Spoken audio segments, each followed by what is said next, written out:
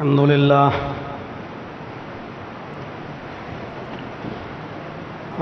لله نحمده ونستعينه ونستغفره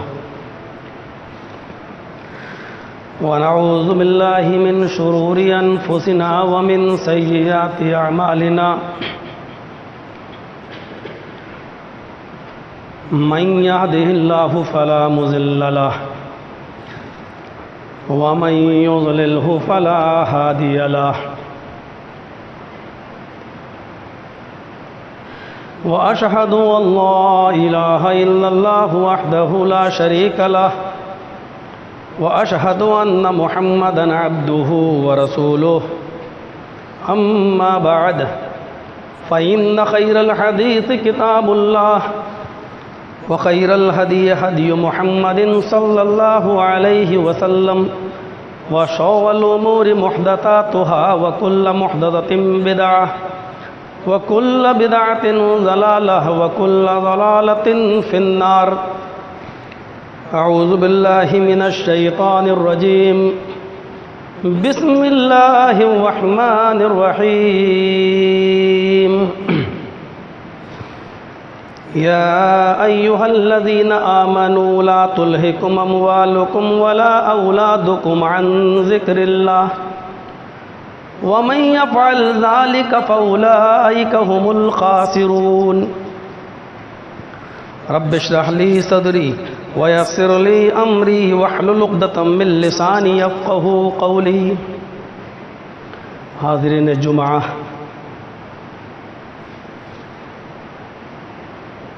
شاہی جامع مسجد اٹاوہ،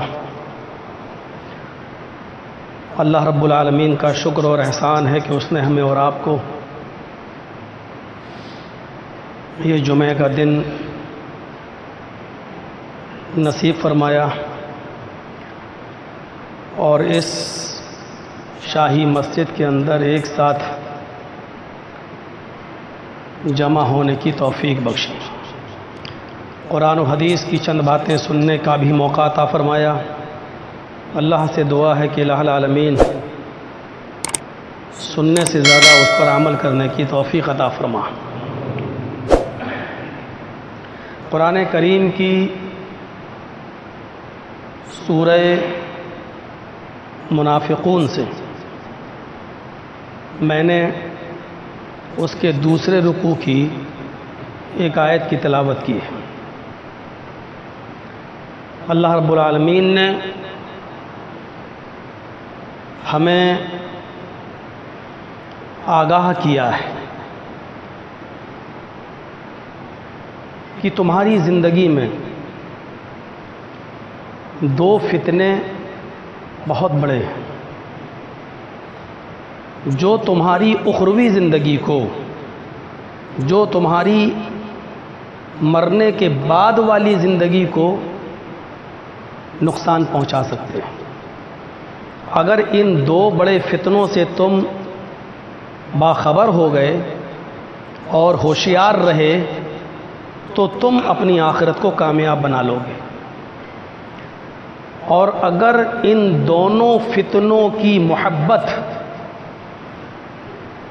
اگر تمہارے دلوں میں گھر کر گئی تو پھر تم اپنی آخرت کو برباد کر لو گے.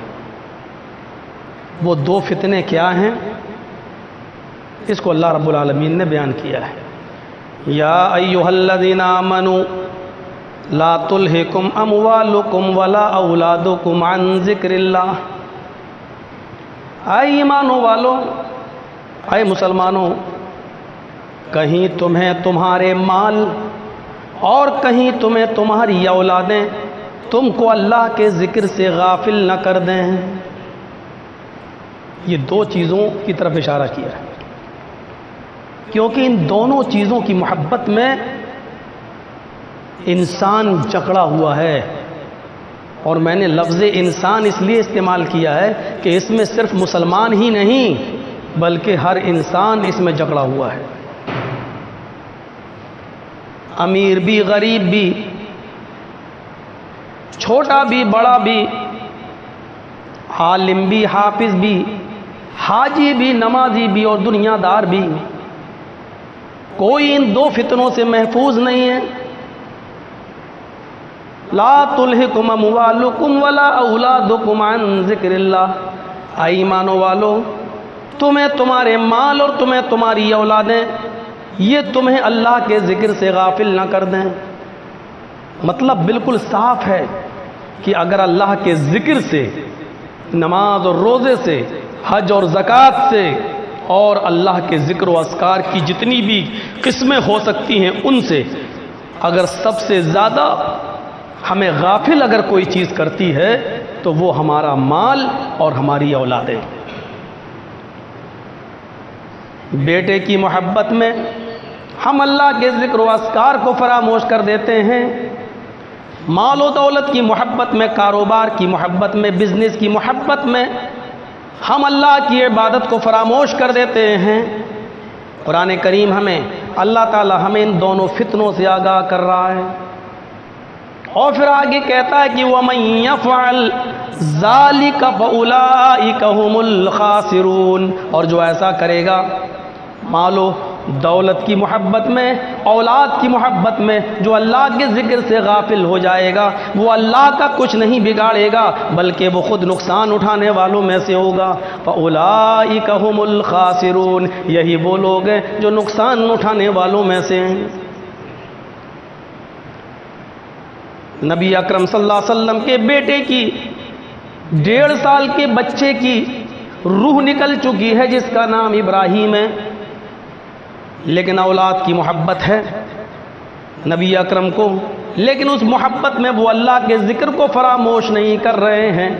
زبان سے جملہ نکلتا ہے انا للہ و انا الیہ راجعون، ہم سب اللہ کی طرف سے آئے ہیں، اسی نے ہم کو پیدا کیا ہے اور ہم سب اللہ ہی کی طرف لوٹ کر جائیں گے۔ اور اس کے بعد فرط محبت میں یہ جملے بھی نبی اکرم کی زبان سے ادا ہو رہے ہیں، ان العین تدمع والقلب یحزن، اے میرے بیٹے تیری جدائی سے، تیرے انتقال سے تیرے باپ کی آنکھوں میں آنسو ہیں اور تیرے باپ کا دل غمگین ہے۔ ولا نقول الا ما یرضی ربنا، لیکن ہم اپنی زبان سے وہ جملے ادا نہیں کریں گے جس سے میرا مولا، جس سے میرا پروردگار ناراض ہو جائے۔ اس پوزیشن میں بھی اپنی زبان سے ہم وہ جملے نہیں کہیں گے جو میرے رب کو ناراض کر دیں۔ موت تک تو معاملہ ٹھیک ہے، انتقال کسی کا ہو جائے وہ بھی غنیمت ہے، وہ کوئی اتنی بڑی چیز نہیں ہے، دنیا میں جو آیا ہے اس کو جانا ہی ہے، یہ کوئی اتنا بڑا مسئلہ نہیں ہے۔ مسئلہ سب سے بڑا یہ ہے کہ انتقال کے بعد کا جو سفر ہے، موت کے بعد کا جو سفر ہے، اس سفر پر ہم کتنا قائم رہتے ہیں، اس سفر پر ہم کتنے ٹکے ہوئے ہیں، اس سفر پہ ہم کتنے مضبوط ہیں۔ اصل زندگی وہ ہے، موت کوئی بہت بڑی زندگی، موت کوئی بہت بڑی چیز نہیں ہے۔ حضرت فاطمہ رضی اللہ تعالیٰ عنہ جب موت کا نام سنتی ہیں تو مسکرا دیتی ہیں۔ جب اللہ کے نبی نے یہ کہا تھا کہ سب سے پہلے مجھ سے، میرے خاندان میں تم مجھ سے ملو گی، تو یہ سن کر ان کے چہرے پر مسکراہٹ آ جاتی ہے، یعنی وہ موت کے نام سے گھبرایا نہیں کرتی تھیں، کیونکہ ان کو اپنے اعمال پر اتنا بھروسہ تھا کہ ہمیں ہمارے اعمال انشاءاللہ ہمیں ہماری 3rd زندگی سے 1st کلاس کی زندگی کی طرف لے جا رہے ہیں۔ موت سب سے بڑی حقیقت ہے، آئے گی جو بھی آیا، اصل جو زندگی ہے وہ مرنے کے بعد کی زندگی ہے۔ حضرت عثمان غنی رضی اللہ تعالیٰ عنہ کے سامنے جب جہنم کے عذاب کا ذکر کیا جاتا تو وہ نہیں روتے، لیکن جب قبر کے عذاب کا ذکر کیا جاتا تو وہ روتے۔ لوگوں نے پوچھا ایسا کیوں؟ تو کہتے ہیں کہ ان القبر اول منزل من منازل الاخرہ، قبر آخرت کی منزلوں میں سے پہلی منزل ہے، جو اس منزل میں کامیاب ہو گیا وہ آخرت کی تمام منزلوں میں کامیاب ہو جائے گا۔ قرآن اس کے بعد ہمیں نصیحت کرتا ہے، اولاد اور مال اور دولت کے فتنے سے آپ کو بچنے کے لیے ایک طریقہ کیا اپنانا ہے؟ وَأَنفِقُوا مِمَّا رَزَقْنَاكُم مِّن قَبْلِ أَن يَأْتِيَ أَحَدَكُمُ الْمَوْتُ، اس موت کے آنے سے پہلے اللہ کی راہ میں تم اپنا مال خرچ کر دو۔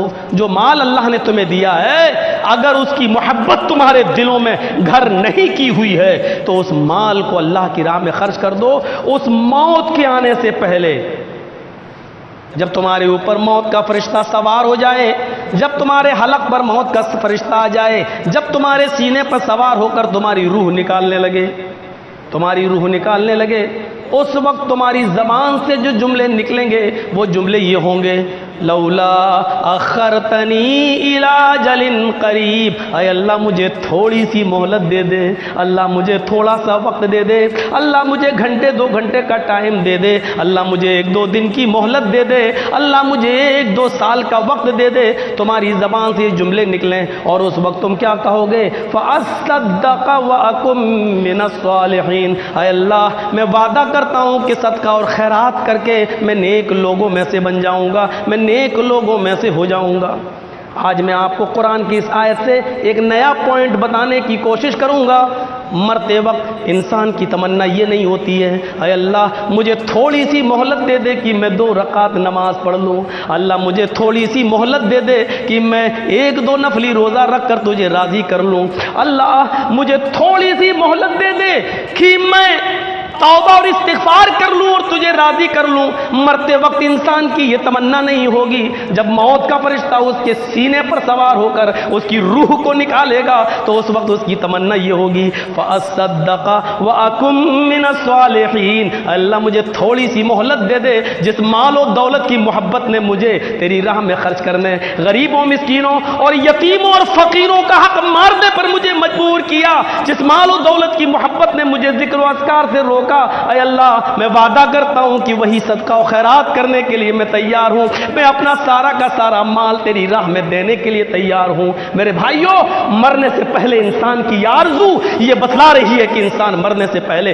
نماز پڑھنے کی فکر نہیں کرتا ہے، روزہ رکھنے کی فکر نہیں کرتا ہے، حج کرنے کی تمنا نہیں کرتا ہے، بلکہ وہ صدقہ اور خیرات کرنے کی تمنا کرتا ہے۔ یہ قرآن کہہ رہا ہے، قرآن، کیونکہ مال و دولت کی محبت انسان کو ذکر و اذکار سے روکے رہتی ہے۔ پوری زندگی مال و دولت کی محبت انسان کو ذکر و اذکار سے غافل کر دیتی ہے، اس لیے مرنے سے پہلے انسان اسی مال و دولت کو اللہ کی راہ میں خرچ کرنے کی تمنا کرتا ہے۔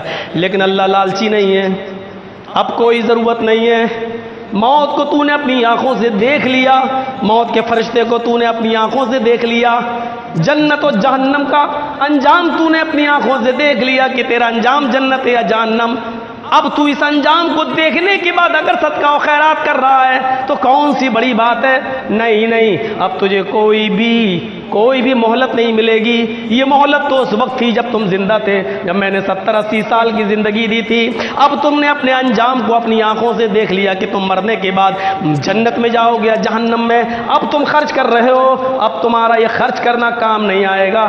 آواز آتی ہے وَلَن يُؤَخِّرَ اللَّهُ نَفْسًا إِذَا جَاءَ أَجَلُهَا، بندے تیری موت کا وقت آ گیا ہے، اب تجھے ایک لمحے کی بھی مہلت نہیں دی جائے گی، ایک سیکنڈ کی بھی مہلت نہیں دی جائے گی۔ اب تو نے جو کام کیا تیرا رجسٹر بند ہے، تیرا نام اعمال بند، تو نے جو کچھ کیا اب اسی پر تیرا فیصلہ ہوگا، اسی پر تیرا پورا دار و مدار ہے، تو جنتی ہے جہنمی۔ میرے پیارے ساتھیوں، اس چیز کو ہم اپنے ذہن میں رکھیں، اس چیز کو، ایک مال اور اولاد کی محبت انسان کو ذکر و اذکار سے دور کر دیتی ہے۔ اولاد کی محبت تو سب جانتے ہیں، دنیا میں نام ہے، چاہے کتنا نام ہو، کتنا مشہور ہو، چلو تھوڑی دیر کے لیے میں اپنے اوپر چسپا کرتا ہوں، شہر میں نام، صوبے میں نام، ملک میں نام، دنیا میں نام، لیکن روح نکلنے کے بعد جس نام کے لیے انسان مرتا ہے، جس نام کے لیے انسان کوشش کرتا ہے، مرنے کے بعد سب سے پہلے یہ نام ہی اس کا چینج ہوتا ہے۔ باڈی رکھی ہوئی ہے، لاؤ میت کو لاؤ، کوئی یہ نہیں کہیں گے اب جرجی صاحب کو لاؤ اور نہ لاؤ۔ مرنے کے بعد سب سے پہلے جس نام کو کمانے کے لیے انسان محنت کرتا تھا، پوری زندگی عزت کماتا تھا جس نام کو اونچا کرنے کے لیے، مرنے کے بعد سب سے پہلے یہ نام چینج ہوتا ہے۔ میت کو لاؤ، اس کے غسل دینے کا وقت آ گیا، اوپر اٹھنے کے لیے جتنی وہ کوشش کرتا تھا، آج اس کی کتنی عزت ہے، آج فلاں کو دیکھو کتنا اوپر اٹھ رہا ہے، لیکن جب اس کو کاندھا دیا جاتا ہے تو کوئی یہ نہیں کہتا ہے کہ جرجیز صاحب کو کاندھا دو، آج کہا جا رہا ہے کہ جنازے کو کاندھا دو، میت کو کاندھا دو۔ قبر میں جب اتارا جا رہا ہے تو کوئی یہ نہیں کہتا ہے کہ جرجیز صاحب کو قبر میں اتارو، آج آدمی کہہ رہا ہے میت کو قبر میں اتارو، میت کو قبر میں دفن کرو، میت کو قبر میں اتارو۔ میرے بھائیوں، انسان جن چیزوں کی کوشش کرتا ہے سب سے پہلے وہی چیزیں اس کے نام کے ساتھ ختم ہو جاتی ہیں، اس کے مرنے کے ساتھ ختم ہو جاتی ہیں۔ غور کرو، اسی لیے کہتے رہے نام باقی اللہ کا۔ میرے بھائیوں، صرف اللہ کا نام ہے جو باقی رہے گا، ہم سب تو فانی ہیں۔ ہاں، یہ الگ بات ہے کہ انسان کے مرنے کے بعد اس کے اعمال کے مطابق اس کا چرچا ہوتا رہتا ہے۔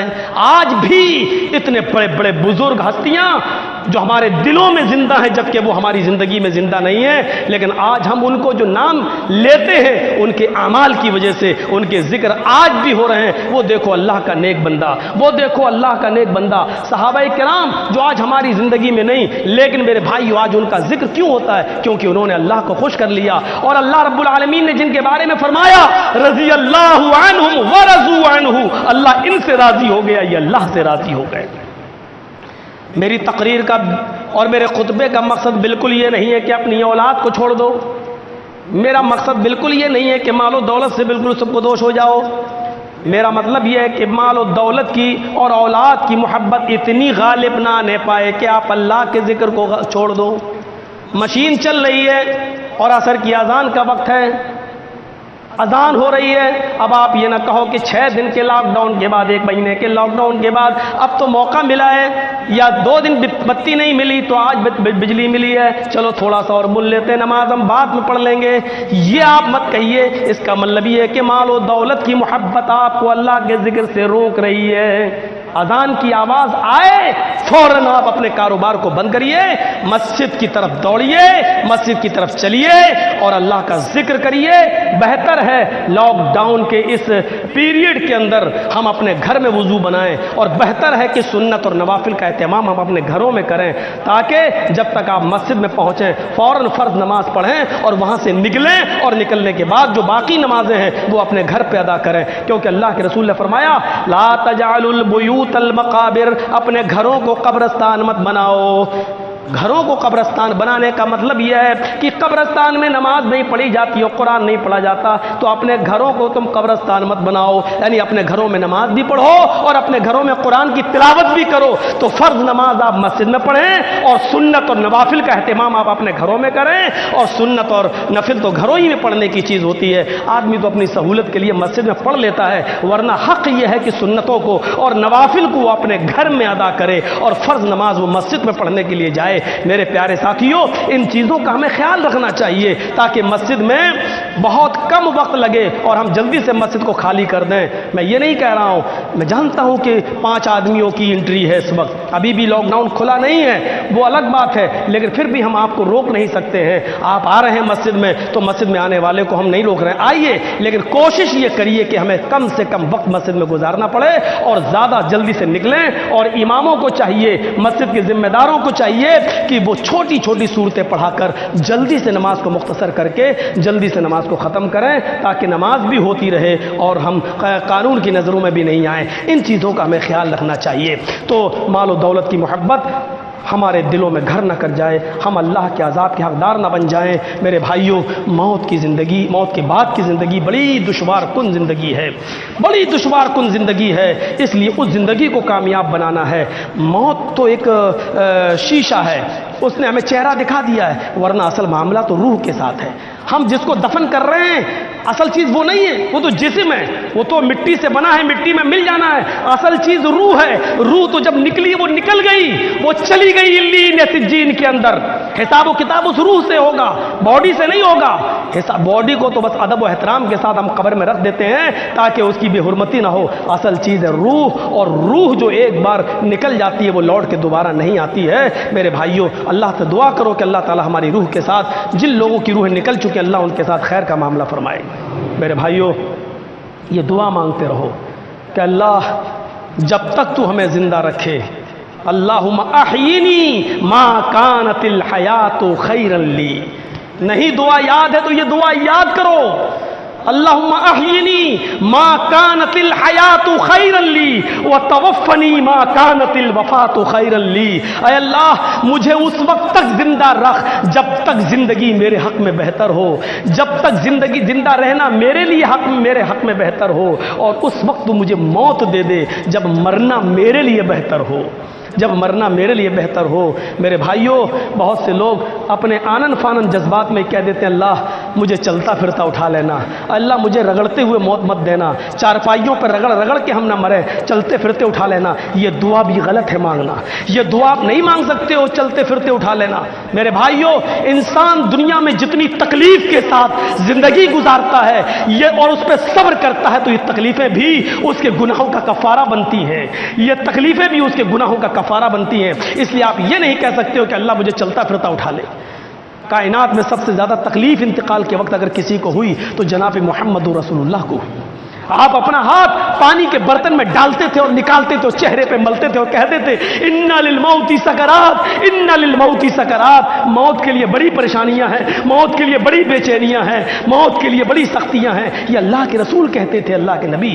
اس لیے سختی کے ساتھ اور تکلیف کے ساتھ اگر کسی کو موت آ رہی ہے تو یہ بری چیز نہیں ہے، لیکن اس موت پر اگر وہ صبر کر رہا ہے اور یہ کہہ رہا ہے کہ اللہ کی طرف سے آئی اللہ ہی دور کرے گا، تو یہ تکلیفیں بھی اس کے گناہوں کا کفارہ ادا کرتی ہیں اور اس کے گناہوں کو مٹاتی ہیں۔ بس دعا یہ کرنا چاہیے کہ اللہ مجھے اس وقت تک زندہ رکھ جس وقت تک زندہ رہنا ہمارے لیے دنیا میں بہتر ہو، اور مجھے اس وقت موت دے دینا جب ہمارے لیے مرنا بہتر ہو، اور میرے لیے مرنا کب بہتر ہے وہ تو جانتا ہے، یعنی جب تو بہتر جانتا ہے۔ یہ دعا ہم کر سکتے ہیں جب بہت زیادہ پریشانی ہو اور بے چینی ہو۔ یہ دعا نہیں کر سکتے اللہ ہمیں جلدی اٹھا لے، اللہ ہمیں خیریت سے اٹھا لے، اللہ ہمیں چلتا پھرتا اٹھا لے، اللہ ہمیں اپنی اولاد کا محتاج مت بنانا۔ یہ دعا آپ نہیں مانگ سکتے ہو، یہ دعا مانگنا حرام ہے۔ ہم ناجائز نہیں کہہ رہے ہیں، سنیے، ناجائز الگ چیز ہوتی ہے، ہم یہ نہیں کہہ رہے ہیں کہ یہ چیز ناجائز ہے، یہ دعا مانگنا حرام ہے کہ اللہ ہمیں چلتا پھرتا اٹھا لے۔ یہ دعا آپ نہیں مانگ سکتے ہو، جائز نہیں ہے ہمارے اور آپ کے یہ دعا مانگنا۔ اے اللہ ہمیں اپنی اولاد کا محتاج نہیں، اے اللہ ہمیں صحیح سے اٹھا لے، نہیں، آپ یہ دعا کرو کہ اللہ جب تک تو ہمیں زندہ رکھ اسلام پر زندہ رکھنا، اور جب ہمارا خاتمہ ہو تو ایمان پر ہمارا خاتمہ فرمانا۔ آپ یہ دعا کر سکتے ہو۔ اللہ تعالیٰ سے دعا ہے کہ بار الہ ہم جمیع مسلمانوں پر رحم فرما۔ اے اللہ ہمیں موت کی سختیوں سے نبٹنے سے پہلے صدقہ و خیرات کرنے کی توفیق عطا فرما، یتیموں کا، غریبوں کا، مسکینوں کا اللہ خیال رکھنے کی توفیق عطا فرما۔ اے اللہ موت سے پہلے ہماری تمنا یہ ہو کہ اللہ ہمیں تھوڑی سی مہلت دے دے کہ میں صدقہ و خیرات کر لوں۔ اس دن کے آنے سے پہلے اللہ ہمیں اپنی تندرستی میں، ہمیں اپنی حیات میں، ہمیں اپنی زندگی میں، ہمیں اپنی نوجوانی میں، ہمیں اپنی حیات میں صدقہ و خیرات کرنے کی توفیق عطا فرما۔ اے اللہ ہمیں نیک و صالح لوگوں میں بنا لے۔ اے اللہ ہمیں ہمارے اولاد کے فتنے سے بچا لے۔ اللہ ہمیں ہمارے مال کے فتنے سے بچا لے۔ اے اللہ جب تک تو ہم تمام مسلمانوں کو زندہ رکھ، اسلام پہ زندہ رکھنا، اور جب ہمارا خاتمہ ہو تو ایمان پر ہمارا خاتمہ فرمانا۔ وما علینا الا البلاغ المبین، وآخر دعوانا ان الحمد للہ رب العالمین۔